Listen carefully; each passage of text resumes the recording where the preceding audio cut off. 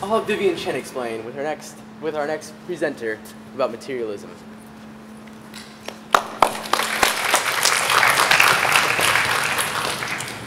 So, we've all heard it before. Money doesn't buy happiness. Yet, as teenagers, we still find happiness in having the latest iPhone or the newest gaming device. Adults aren't completely guilt-free either. What's his or her salary? Who has the nicest car or the biggest house? These become important questions. But it doesn't even end there. This phenomenon is reaching down to children. In February, when I was at an AT&T store, a little girl who still had to be carried around by her father would simply not stop bawling for a new iPad. All these instances can be summed up in one word: materialism.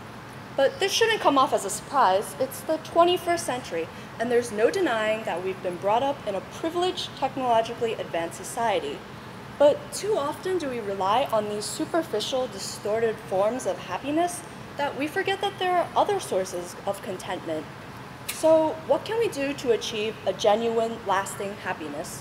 One that you can't just buy off a shelf. First, let's get something straight. Money is a commodity, not a necessity for our happiness. We let paper rule our lives by blindly pursuing it in order to reap short-term gains, such as having a new television or purchasing an expensive handbag. While these might be pretty accessories to flaunt, they ultimately will not bring us meaningful contentment. Gallup pollsters have inquired each year about whether or not Americans are satisfied with their lives. In 1955, the number of people who were very satisfied hit 35%. Despite the vast gains in material status in the subsequent 4 decades, including dishwashers and microwaves, the number of people who identified themselves as very satisfied slipped to only 30% by 2000. But statistics are just numbers. Let me give you my first-hand account. Welcome to the islands of Cozumel.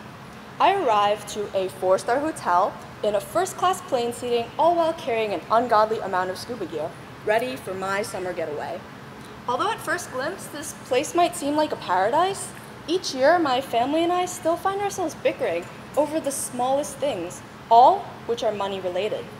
Which tour to attend, which magnet to purchase, whether or not to use a jacuzzi, tonight or tomorrow.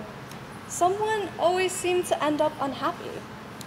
Then there was that one night when I was walking back to the hotel with my parents after a long day of fine dining, shopping, and scuba diving. Depicted is my mother, but one side note about my father, he's normally a very fast walker. So you could only imagine my surprise when he started to slow down, clearly distracted by something. What he saw would be just the start of my own epiphany that money does not equate to happiness. He saw the natives of Cozumel. One look, and it was obvious that these two friends radiated an intrinsic happiness. They were dressed in simple clothes, a plain t-shirt, shorts, and flip-flops that had gone through obvious wear and tear. There were 2 drinks propped up along this wall, and a small radio that filled the air with a staticky tune.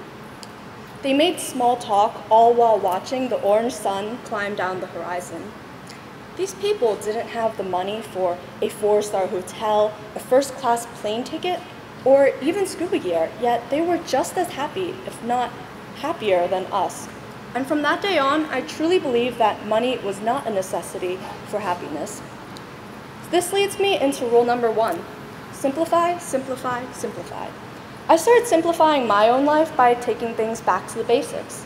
Instead of chatting friends on Facebook, I spent more time being with friends. Instead of hiding behind a computer screen, I dedicated my time to activities and clubs that held value to me. On the top left is a picture of me with a few writers from the New Observer, which is a newspaper I'm assistant editor for. Got a little sneak peek of my other one. In the middle left is a picture of me with Students Against Violating the Environment on a hike trip to Cheesequake State Park.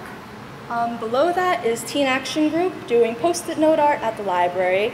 On the top right is a picture of Elijah's Promise, a soup kitchen, and below that is me at the Cozumel Humane Society helping out with the shelter animals. I wouldn't have even been here delivering this TEDx talk if I hadn't had this change in attitude. When we take out the buzzes, beeps, and rings of materialism, we're left with ourselves, the environment, and the people around us. In the midst of my peaceful silence, I found that certain things were bringing me happiness time and time again. My happiness came in the form of friends, music, books, nature, and volunteering. Unlike cell phones with their limited battery lives or other disposable, exhaustible objects, the things that I listed can provide an eternal source of happiness. We must realize that we will never be truly happy if we fall prey to consumerism. This leads me into rule number 2. Don't chase, appreciate. Henry David Thoreau once said that happiness is like a butterfly. The more you chase it, the more it will elude you. But if you turn your attention to other things, it will come and sit softly on your shoulder. We are hardwired to want more. So when we make money the root of our happiness, it becomes a wild goose chase. We convince ourselves that we are not happy until we make that one purchase. And even after we do, there will always be something else, the newest, updated, better version of whatever you already have. We have become so obsessed with buying that everything becomes disposable. Broke your tablet? No problem. Just get another one. Although this trash may vanish from our own lives, it never really disappears. This is e-waste. Electronic waste is shipped to developing countries like China so that the valuable metals can be extracted, typically by children whose hands are small enough to pry out these small parts. But trash is not just exclusive to electronics. This is the Great Pacific Garbage Patch.